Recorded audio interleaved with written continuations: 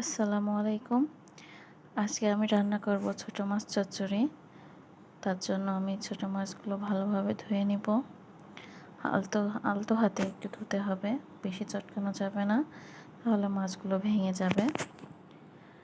আমি মাছগুলো ধুয়ে নিয়েছি, কিছু আলু চিকন করে কেটে নিয়েছি, সাথে নিয়েছি কিছু পেঁয়াজ কুচি আর কয়েকটা কাঁচামরিচ নিয়েছি। এখানে আমি নিব হলুদের গুঁড়া, ধনিয়া গুঁড়া, জিরা আর রসুন। এগুলো আমি ভালোভাবে বেটে নেব। আমার এগুলো বাটা হয়ে গিয়েছে, আমি একটা ছোট বাটিতে তুলে নেব।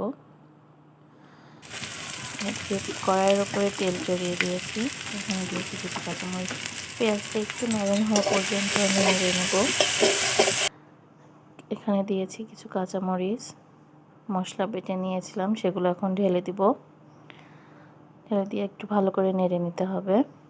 বাদ বাকি মশলাটুকু আমি দিয়ে দিব, একটু পানি দিয়ে ধুয়ে দিয়ে দিব। এখন ভালো করে নেড়ে নিতে হবে। এখানে আমি সামান্য শুকনো মরিচের গুঁড়া দিয়ে দিব, পরিমাণ মতো লবণ।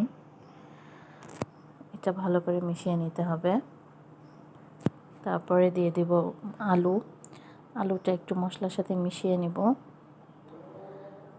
তারপরে দিয়ে দিব মাছগুলো।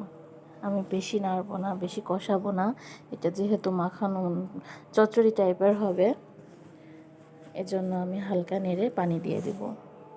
বেশি নাড়লে মাছগুলো ভেঙে যাবে। এখানে হালকা পরিমাণের পানি দিয়ে আমি মাছগুলো ঢেকে দিব। যে কোনো ছোটো মাছ এইভাবে রান্না করে দেখবেন, অনেক স্বাদ লাগে, অনেক মজা হয়। আমি এখানে সামান্য একটু লেবু কেটে দিয়েছি। তরকারিটা প্রায় হয়ে এসছে, দেখছেন কত সুন্দর লাগছে। বাসায় অবশ্যই ট্রাই করবেন। আল্লাহ হাফেজ।